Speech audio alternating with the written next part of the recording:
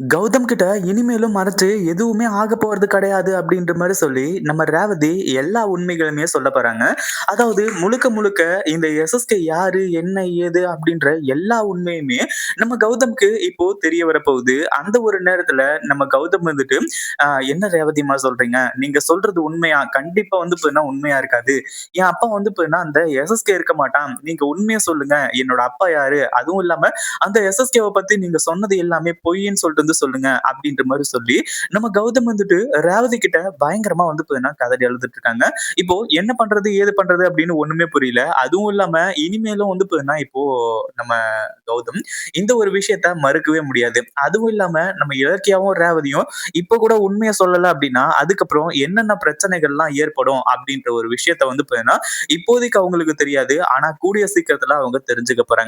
ஏன்னா அடுத்தடுத்து நம்ம கௌதமியும், இலக்கியாவையும் பிரிக்கிறதுக்கு மிகப்பெரிய சதிகள் எல்லாமே நடக்க போகுது. அதுக்கு வந்து பார்த்தீங்கன்னா, இப்போ நம்ம இலக்கியாவும், ரேவதியும் கௌதம் கிட்ட எஸ்எஸ்கேவ பத்தின ரகசியங்கள் எல்லாத்தையுமே சொல்லியாகணும்.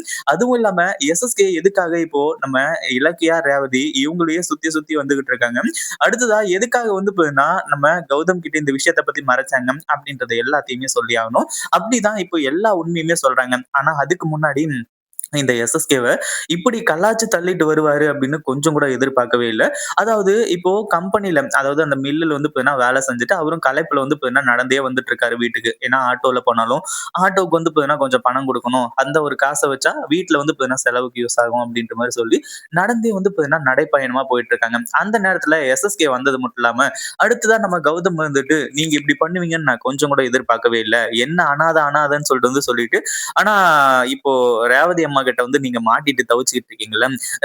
ரேவதி அம்மாவோட ஃபோன்ல என்ன ஃபோட்டோ இருக்கு அப்படின்றத நான் பார்த்துட்டேன். உண்மையிலேயே இவ்ளோ கேவலமா, கீழ்த்தனமா நடந்துக்குவீங்க அப்படின்னு சொல்லிட்டு நம்ம கௌதம் வந்து பார்த்தீங்கன்னா, இப்போ அவர் எந்த ஒரு ஃபோட்டோவையுமே பார்க்கல. பட் இருந்தாலுமே பார்த்த மாரி சொல்லி எஸ்எஸ்கேவ ஒரு வழி பண்ணிட்டு இருக்காங்க. ஆனா எஸ்எஸ்கேவுக்கு ஒரு மிகப்பெரிய ஒரு கன்ஃப்யூஷன் வந்து பார்த்தீங்கன்னா கிளியர் ஆயிடுச்சு அப்படின்னே சொல்லலாம். ஏன்னா கௌதம் வந்து பார்த்தீங்கன்னா இப்போ அப்பா, அம்மா தெரியாம யாரு, என்ன, ஏது அப்படின்றது தெரியாம இருந்துட்டு இருக்காங்க. அதே மாதிரி ஒருவேள ரேவதியோட மகன் வந்து இப்ப இந்த கௌதமா இருப்பானோ அப்படின்ற ஒரு டவுட் இருந்துச்சு. ஆனா இப்போ நம்ம கௌதம் பேசுறது எல்லாத்தையுமே பார்க்கும்போது அது எல்லாமே கிளியர் ஆயிடுச்சு. ஏற்கனவே கௌதம் தனக்கு ஒரு அம்மா இருக்கிறதா சொல்லிட்டான். அதே மாதிரி இப்போ நம்ம எஸ்எஸ்கே கிட்ட இந்த மாதிரி அந்த போட்டோவ பார்த்தேன். அந்த போட்டோ வந்து பார்த்தீங்கன்னா அதாவது அதுல என்ன இருக்கு?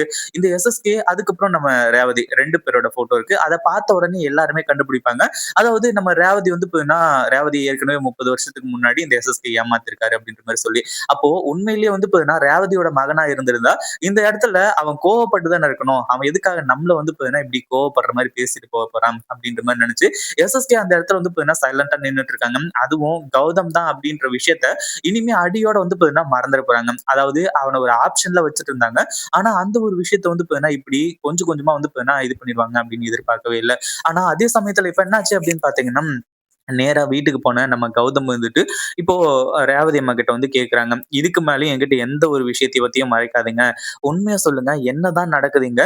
அதே மாதிரி நீங்க நெனைக்கிற மாரி வந்து இப்ப அடுத்தடுத்து வந்து அ அதாவது எஸ்எஸ்கே வந்து பார்த்து பேசினேன்." அப்படி இப்படின்ற மாரி வந்து சொல்லும்போது, கடைசியில வந்து பார்த்தீங்கன்னா, இந்த ரேவதி வந்துட்டு, "என்ன மன்னிச்சிரு கௌதம். நான் இந்த ஒரு விஷயத்த நான் சொன்னா, கண்டிப்பா நீ எந்த அளவுக்கு ஃபீல் பண்ணுவ அப்படின்றது உன்னால எதிர்பார்க்கவே முடியாது.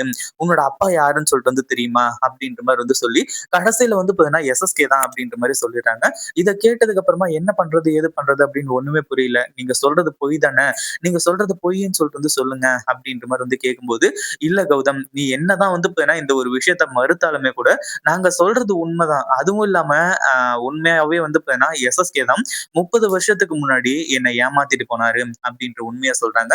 நம்ம கௌதமால அத தாங்கிக்கவே முடியல. ஒரு பக்கம் இந்த உயிர் எதுக்காக இருக்கணும்? இந்த உயிர வந்து பார்த்தீங்கன்னா, எதுக்காக எனக்கு குடுத்தீங்க. அப்பவே என்ன கொன்னு போட்டுருக்கலாம்ல. இந்த மாரி ஒரு கேவலமானவனும் எனக்கு அப்பனா இருக்கிறதுக்கு பதிலா, நான் வந்து பார்த்தீங்கன்னா செத்தே போயிருக்கலாமே!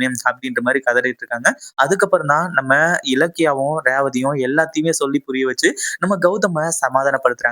இந்த வீடியோ புடிச்சிருந்தா லைக் பண்ணுங்க, ஷேர் பண்ணுங்க. இப்ப தான் நம்ம சேனலுக்கு ஃபர்ஸ்ட் டைம் வரீங்க அப்டின்னா, கீழ இருக்க சப்ஸ்கிரைப் பட்டன பிரஸ் பண்ணிக்கோங்க.